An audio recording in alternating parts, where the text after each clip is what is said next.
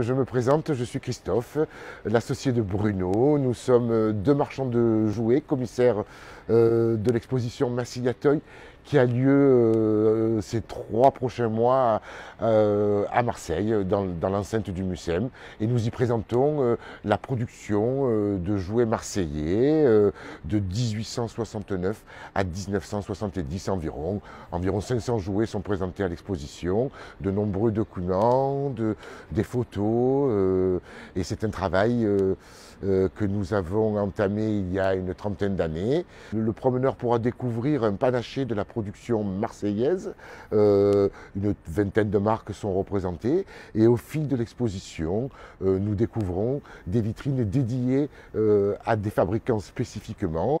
La 5e vitrine, elle est dédiée à un fabricant de panoplies, Pascal Mossé et fils. Le fer de lance de la production, en 1954, il crée le voyageur interplanétaire. Il est en avance sur Spoutnik, qui est arrivé en 1957 de mémoire, et les enfants pouvaient jouer à apprendre le morse. Et donc le petit pistolet et la lumière sur le casque clignotaient en fonction de l'alphabet morse. Dans la 4e vitrine, vous avez la marque Modalu, qui est en fait le déclencheur de notre collection, avec le jouet qui s'appelle le Jaggi, qui en fait est la contraction de deux prénoms du patron de l'entreprise, Jacques et Guy. Il a créé cette marque, le Jaggi. Et c'est un modèle d'avion qui est inspiré d'un Dewattin 501. Et le déclencheur, pourquoi? Parce qu'en fait, la boîte, il y a marqué établissement Modalu Marseille, et qu'en plus, elle est illustrée de la Bonne Mère et du Château d'If.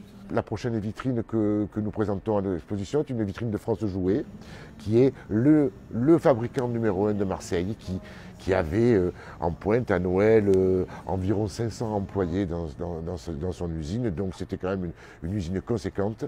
Après, le visiteur pourra découvrir l'atelier de Francis Lang, qui est le PDG de la société Joyax, qui est un dérivé du mot joyeux.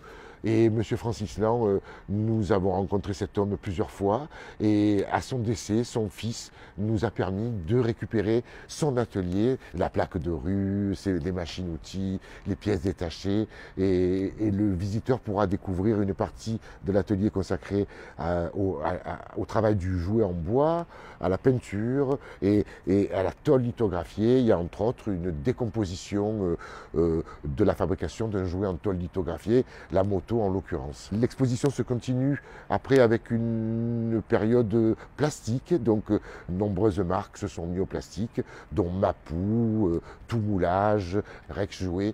L'exposition se termine avec une évocation de la vitrine Bessade, qui est un magasin de jouets créé en 1922, qui a fermé autour des années 2000 et qui était le point de rendez-vous de tous les amateurs de jouets à l'époque.